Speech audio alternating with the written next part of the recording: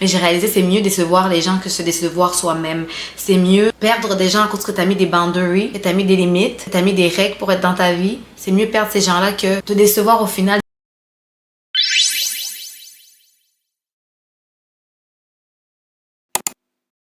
Hello guys, bienvenue à ma chaîne YouTube Viva Geno. Hello guys, mon nom est Geneviva, mais tout le monde m'appelle Geno. Aujourd'hui, j'ai décidé de faire une vidéo que je voulais faire depuis longtemps en fait. Je voulais le faire en décembre dernier quand j'ai fêté mes 28 ans, mon anniversaire. Je voulais faire cette vidéo-là, mais j'ai complètement oublié. Fait qu'on va le faire maintenant. Et je voudrais discuter avec vous des différentes leçons que j'ai appris dans mes 28 années sur cette planète. Peut-être que ça va pouvoir aider les jeunes qui me suivent, même les adultes qui me suivent. C'est des petites leçons que j'ai acquises durant ma vingtaine. On va commencer par la leçon numéro 1. Quand j'étais plus jeune, ok, surtout dans ma début vingtaine, j'étais convaincue que je pourrais jamais survivre un break-up.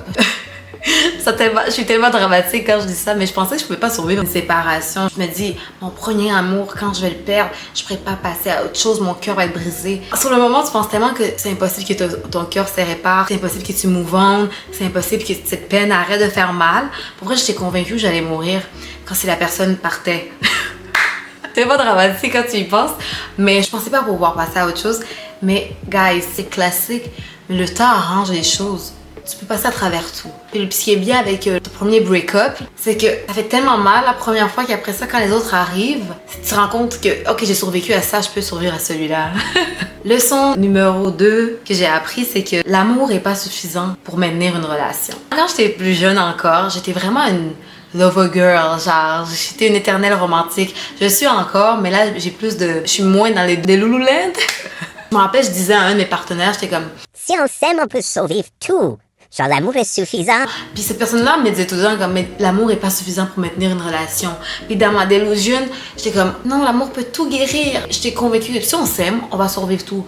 Mais c'est pas réel. Pour faire marcher un couple, il y a beaucoup plus de critères que l'amour. C'est aimer n'est pas assez. Tu peux aimer une personne, mais pas l'apprécier en tant qu'humain. Tu peux être amoureuse d'une personne, mais pas l'apprécier en tant qu'humain.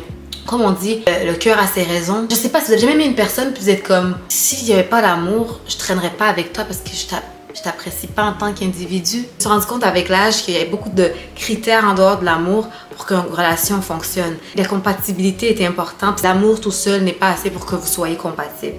L'autre leçon que j'ai appris aussi, c'est que mes standards ne sont pas trop hauts.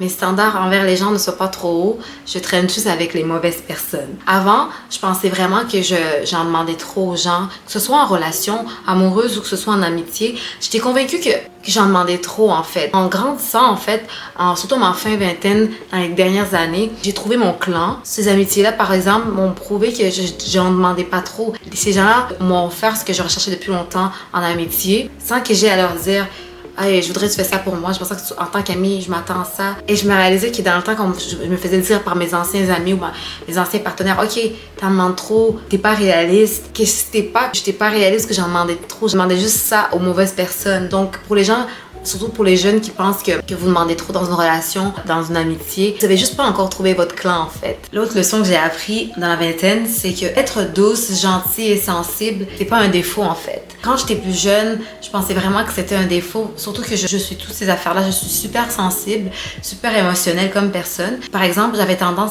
dans les arguments par frustration. Je pleurais souvent. Puis beaucoup de gens voyaient ça comme quelque chose de faible parce que c'était comme, pourquoi tu montres tes émotions? Tu montres que la personne t'a fait du mal. Avant, j'étais comme, j'essayais de retenir ça. J'étais comme, faut pas que je montre aux gens que ça m'a fait mal. Ça montre que je care plus que l'autre personne care. Mais maintenant, avec l'âge, j'ai réalisé que ça veut rien dire en fait. Ça veut juste dire que je dis là mes émotions. Je préfère pleurer pendant l'argument. Je préfère être sensible puis vivre mes émotions au moment que ça arrive que emmagasiner les émotions puis exploser à un moment donné. Je préfère pleurer honnêtement que donner un coup de poing par accumulation, tu sais. Donc, mais quand j'étais jeune, j'étais convaincue que c'était un défaut, cette sensibilité que j'avais. Surtout quand j'avais un argument avec quelqu'un, cette personne-là était vraiment importante pour moi. Si j'avais l'impression que la personne me comprenait pas, je pleurais par frustration, mais la part du temps, l'autre personne prenait ça comme une tactique de manipulation quand en fait t'es comme, j'essaie de me retenir, j'essaie d'être dure comme toi, j'essaie d'être froide comme toi, mais je suis pas ça. Genre, je vais pleurer parce que I care. Je veux pleurer parce que c'est important pour moi. Mais maintenant, je réalise que c'est un cadeau que Dieu m'a donné. Je suis sensible, je suis empathique, j'ai cette douceur-là par rapport à mes émotions. Et it's ok. Je suis rendue à la leçon numéro 5, leçon numéro 6. Anyway, je me rappelle pas. Mettre des boundaries avec les gens, mettre des limites avec les gens, ça fait pas de toi quelqu'un de méchant. J'ai grandi vraiment comme quelqu'un de people pleaser. J'avais de la misère à dire aux gens non, à dire aux gens, écoute, j'aime pas quand t'as fait ça. Je me sentais tellement mal quand je le faisais. Et à cause que je me sentais mal quand je le faisais, je pensais que c'était une mauvaise chose que je faisais. Avec là, j'ai réalisé que le boundary te permet de te faire respecter, pas juste te faire respecter, puis te permet de pas te perdre en tant qu'individu. Parce qu'il y a plein de fois que j'ai accepté de faire des choses où j'ai accepté que les gens dépassent mes limites par rapport à des situations et que je me suis sentie que je me perdais dans cette situation-là pour faire plaisir à l'autre personne.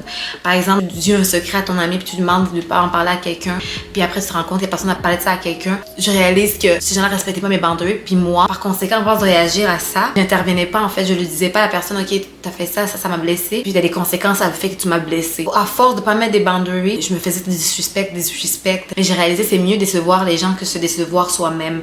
C'est mieux perdre des gens à cause que t'as mis des boundaries, que t'as mis des limites, que t'as mis des règles pour être dans ta vie. C'est mieux perdre ces gens-là que te décevoir au final. T'as juste toi-même, au final t'as que toi en fait. 90% des gens dans ta vie sont passagères. Fait que tu veux pas arriver à la fin de ta vie et réaliser ok, je me suis fait marcher toute ma vie dessus parce que j'ai pas mis des limites. Justement par rapport à ça, une autre leçon que j'ai appris c'est que c'est correct d'être égoïste. Je sais pas si c'est un truc de fille aînée ou de femme africaine ou quelque chose. J'ai appris à mettre les autres devant moi. Les besoins des gens vont passer avant mes besoins. Le truc c'est que en faisant ça tout le temps, tu t'oublies et tu finis surtout par t'épuiser. T'as même plus l'énergie pour prendre soin de toi. Avec là, j'ai appris que je peux être une meilleure amie, une meilleure sœur, une meilleure fille si je me priorise en premier. Si je mets de l'énergie dans moi, si je remplis mon verre en premier, je peux remplir le verre des autres personnes mieux en fait. Parce qu'il arrivait, c'est que je prenais soin des autres.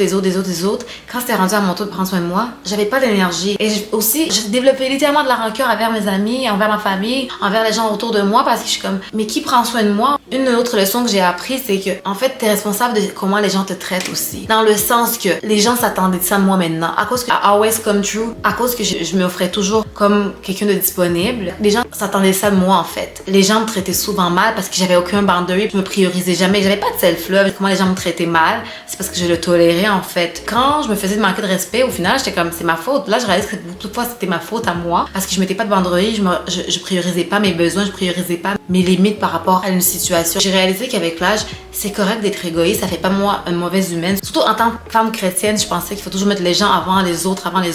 Mais j'ai réalisé en lisant la Bible aussi, comme Jésus prenait du temps pour soi-même. Il allait dans le désert, il s'isolait de ses disciples. Si Jésus fait ça, pourquoi je peux pas me prioriser puis prendre du temps pour moi-même puis penser juste à moi? Au début, je culpabilisais. Tu vas culpabiliser. Surtout quand t'as l'habitude d'être une people pleaser. La première fois que tu vas faire, tu vas avoir l'impression d'avoir tué quelqu'un. Tu vas avoir l'impression d'être la pire humaine au monde. Mais à force de le faire, tu réalises comme, oh mon Dieu, je peux être une meilleure personne si je me priorise en premier pour après ça, je peux mieux prendre soin des autres personnes. L'avant-dernière leçon que j'ai appris dans ma vingtaine, c'est que les gens vont te juger peu importe ce que tu fais. Même si tu fais ce que eux ils veulent que tu fasses, les gens vont te juger. Fait qu'au final, fais ce que tu veux. Comme quand j'ai commencé ma chaîne YouTube, guys, j'ai arrêté pendant comme 8 mois, bien sûr. Je viens tout juste de revenir récemment, mais quand j'ai commencé, je me rappelle, j'avais tellement peur. J'ai prié beaucoup par rapport à cette chaîne. J'ai demandé confirmation de Dieu, de m'envoyer des signes. Est-ce que c'est ça que tu veux? J'ai voyé beaucoup de signes que Dieu voulait que j'aille dans ça, en fait, me mettre sur les réseaux et tout. Et j'osais pas à cause que j'avais pas ce que les gens pensaient. Puis je me suis réalisée avec l'expérience, même si je faisais exactement ce que les gens voulaient de moi, on se critique quand même. Les gens vont trouver un moyen de te critiquer. Tu pourrais donner un don de 1 million de dollars pour aider les sans-abri, mais les gens vont dire, mais pourquoi donne tant d'argent? Pourquoi donne tant d'argent? Comme il aurait pu diviser cet argent dans d'autres organismes, même si le point principal, c'est que tu fais un bon don pour aider les gens. Tout le monde a toujours de quoi à dire ce que tu fais. Fait que j'ai appris que peu importe ce que je vais faire, les gens vont me critiquer, les gens vont me juger. Puis je me rappelle au début, j'étais tellement je devais faire ma chaîne YouTube justement parce que j'étais comme, oh mon Dieu, j'ai pas beaucoup d'abonnés et tout. Après, j'ai réalisé comme tout le monde veut oser dans la vraie vie. Tout le monde veut oser faire ce que je fais en ce moment. Tout le monde voudrait sortir de leur zone de confort puis suivre leurs rêves puis suivre leur passion et tout. Mais la majorité le font pas parce qu'ils ont peur du regard des gens. Mais j'ai réalisé que tout le monde te juge peu importe. Comme je suis sûre qu'il y a des gens qui vont regarder ma vidéo puis vont dire, oh mon Dieu, elle se prend pour qui? Elle a juste 1000 abonnés. Mais au moins, moi, je suis un truc que j'aime. Genre, j'adore faire ce truc. J'adore YouTube, j'adore faire du contenu. Au moins, que quand j'arrivais à la fin de ma vie, je me dis, je me suis écoutée moi avant tout. Mon cœur me disait ça, j'écoutais Dieu avant tout.